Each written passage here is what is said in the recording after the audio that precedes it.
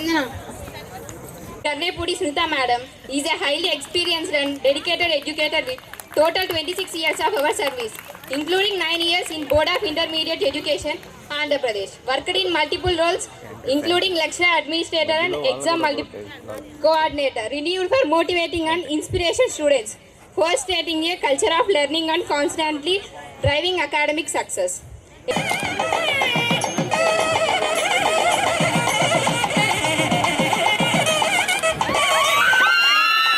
సభకు నమస్కారం. ఈ ఫేర్వెల్ పార్టీకి చేసిన మన chairman and correspondent Durga Prasad గారికి, జ్యోతి మేడం గారికి, శ్రీహరి గారికి, బాయ్స్ క్యాంపస్ ప్రిన్సిపల్ గారికి, తర్వాత డీన్స్ ఇక్కడ ఉన్న లెక్చరర్స్ అందరికీ కూడా నా హృదయపూర్వక నమస్కారం. మెయిన్గా విద్యార్థులైన మీరు ఇప్పుడు మన సెకండ్ ఇయర్ వెళ్ళే విద్యార్థులకు ఫేర్వెల్ ఇస్తున్నారు. సో 2 years ఈ కాలేజీలో ఉండి వాళ్ళ యొక్క అనుభవం అంటే 10th వరకు ఉన్న చదువు వేరు, ఇంటర్మీడియట్లో ఉన్నది మనకి అది ఫౌండేషన్లా పనిచేస్తుంది. దీని నుంచి మీరు ఏ ఫీల్డ్లోకి వెళ్తారు, ఏ విధంగా సెటిల్ అవుతారు అనేది డిసైడింగ్ చేసే విద్య ఈ ఇంటర్మీడియట్ విద్య. ఇంజనీర్గా వెళ్తారా, డాక్టర్స్కి వెళ్తారా, లాయర్స్కి వెళ్తారా అనేది మీరు 10th అవగానే ఇంటర్మీడియట్లోనే ఒక డిసిషన్కి వస్తారు, దాని ప్రయత్నం కొనసాగిస్తూ ఉంటారు. సో ఇక్కడ ఈ క్యాంపస్లో నేను చూసింది HCL. నిజంగా దుర్గాప్రసాద్ గారు చాలా కష్టపడి దాదాపు 50 మందికి అప్పుడే ఉద్యోగాలు వచ్చినట్లే అంత ఇదిగా సారు ప్రయత్నం. నేను గర్ల్స్ కాలేజ్ ప్రిన్సిపల్గా ఉన్నప్పుడు వాళ్ళు HCL వాళ్ళు వచ్చారు. మాకైతే స్టూడెంట్స్ మళ్ళీ ట్రైనింగ్ అయ్యి మళ్ళీ విద్య ఎట్లా వెళ్తారు, అందులో ఆ ట్రైనింగ్ కూడా చాలా హార్డ్ ఉంది. దాన్ని ఈ పిల్లలు మళ్ళీ పాస్ అవుతారా లేదా అనేది కొంచెం కన్ఫ్యూజన్ ఉంది.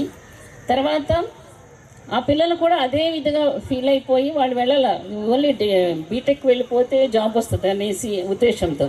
కానీ ఇక్కడ దుర్గాప్రసాద్ గారిని నేను ఇంతకుముందు మాట్లాడాము. సార్ అసలు ఇంటర్మీడియట్ లెవెల్లో నుంచే మీకు ఆ ట్రైనింగ్ అనేది ఇస్తున్నారు. ఇక్కడ మీ ఇంటర్మీడియట్ ఎడ్యుకేషన్తో పాటు స్కిల్ డెవలప్మెంట్ నేర్పుతున్నారు, తర్వాత కమ్యూనికేషన్ స్కిల్స్ నేర్పుతున్నారు.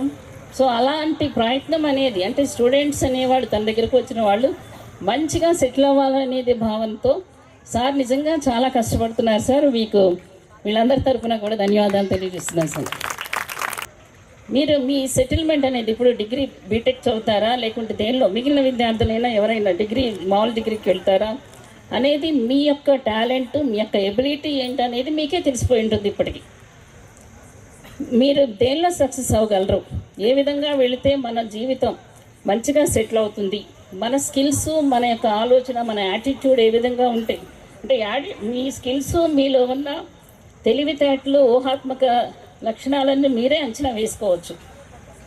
దానికి నేను సూట్ అవుతాననేది ఒక డిసిషన్కి రావాలి బయటకు వెళ్ళే విద్యార్థులు. నేను ఇది సక్సెస్ అయ్యి నేను తప్పకుండా సాధించాలనేది పట్టు ఉంటే దాదాపు 70% మీరు అది సాధించినట్లే. తర్వాత మీ కంటిన్యూస్ హార్డ్ వర్క్, దాన్ని ఇంప్రూవ్ చేసుకోవటం డే బై డే. ఇప్పుడు మీకైతే ఏ బాధ్యతలు లేవు, ఓన్లీ చదివే. తల్లిదండ్రులు మొత్తం భరిస్తుంటారు, ఓన్లీ మిమ్మల్ని పంపించింది ఎందుకంటే ఒక సర్టిఫికేట్ తీసుకొని మంచి నాలెడ్జ్తో బయటకు వస్తారనేది భావన. ఇక్కడ ఒక హాస్టల్స్లో ఎందుకు పెడుతున్నారు, క్రమశిక్షణ కోసం. ఒక డిసిప్లైన్ ఉంటుంది, టైమింగ్స్. అదే బయటకు వస్తే బయట డే స్కాలర్స్ ఎట్లా వెళ్తారు, ఆ మూమెంట్స్ అన్నీ కూడా కొంచెం టైం వేస్ట్ అవుతుందని అలా ఉద్దేశంతో తల్లిదండ్రులు ఎంతో ఖర్చుకు భరించి వాళ్ళకి చాలా కష్టపడుతూ మిమ్మల్ని ఇలాంటి విద్యా సంస్థల్లో జాయిన్ చేస్తున్నారు.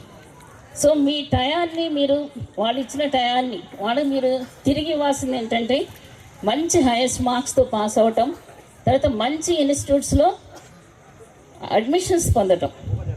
అది మీరు మీరు సాధించినట్లయితే వాళ్ళంత గర్వపడే వాళ్ళు ఎవరు ఉండరు.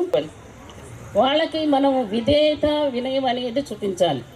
విధేయత, వినయం, క్రమశిక్షణ ఉన్న వ్యక్తి ఎవరైనా సక్సెస్ పొందుతారు.